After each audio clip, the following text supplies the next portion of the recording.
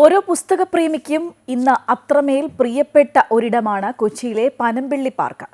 ശനി ഞായർ ദിവസങ്ങളിൽ വായന ഇഷ്ടപ്പെടുന്ന ഒരു കൂട്ടം മനുഷ്യരാണ് പുസ്തകങ്ങളുമായി ഈ പാർക്കിൽ ഒത്തുകൂടുന്നത്. നിശബ്ദമായി വായിച്ച് ചിന്തകളും അനുഭവങ്ങളും പങ്കുവെച്ച വായനയിലൂടെ ഒരു പുതിയ സൗഹൃദം കെട്ടിപ്പടുക്കുകയാണ് കൊച്ചി റീഡേഴ്സ് എന്ന കൂട്ടായ്മ.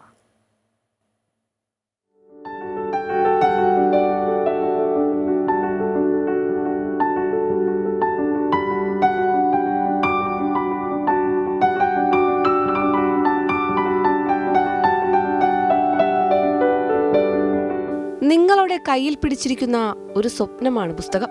നീൽ ഗൈമന്റെ ഈ വാക്കുകൾ പോലെ സ്വപ്നങ്ങളെ ഒന്നിച്ചു ചേർക്കാൻ ഒരിടമൊരുക്കുകയാണ് പുസ്തകങ്ങളെ അത്രമാത്രം ചേർത്ത് പിടിക്കുന്ന ഒരു കൂട്ടം മനുഷ്യർ.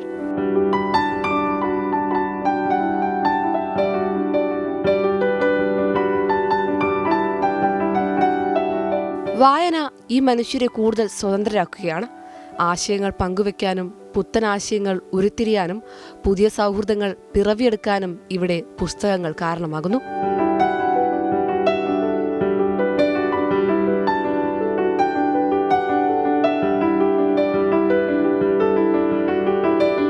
പച്ച സമൃദ്ധിയാണ് കൊച്ചി റീഡേഴ്സ് എന്ന ഈ കൂട്ടായ്മയ്ക്ക് തുടക്കം കുറിച്ചത്.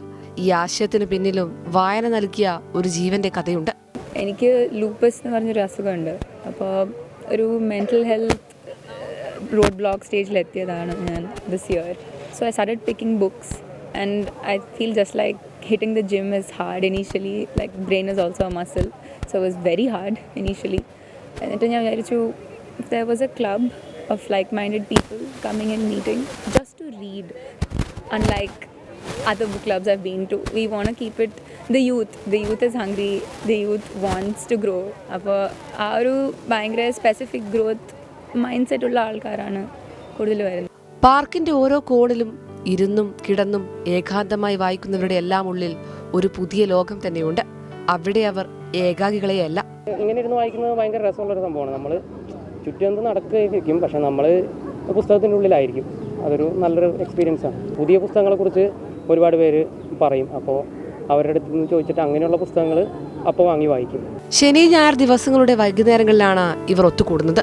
ഈ കൂട്ടായ്മയെക്കുറിച്ച് കേട്ടറിഞ്ഞ് നിരവധി പേർ പുസ്തകങ്ങളുമായി ഇവർക്കരികിലെത്തുന്നുണ്ട്. ഞങ്ങൾ ഫസ്റ്റ് ഡ്രൈവിൽ 50 ബുക്സ് ഡൊണേറ്റ് ചെയ്തു. ഇപ്പോൾ സെക്കൻഡ് ഡ്രൈവാണ് നടക്കുന്നത്. I think around 130 books. So total 180 books ആയി 2 ഡ്രൈവ്സിൽ. ഇനി ഇത് മുൻപോട്ട് കൊണ്ടുപോകാനായിട്ട് വേറെ മാർഗങ്ങൾ നോക്കുന്നുണ്ട്. പുസ്തകങ്ങൾ തടവിലാക്കപ്പെട്ട ആത്മാക്കളാണ്. പുറത്തെടുത്ത് വായിക്കുമ്പോഴാണ് അതിന് മോചനം സാധ്യമാകുന്നത്.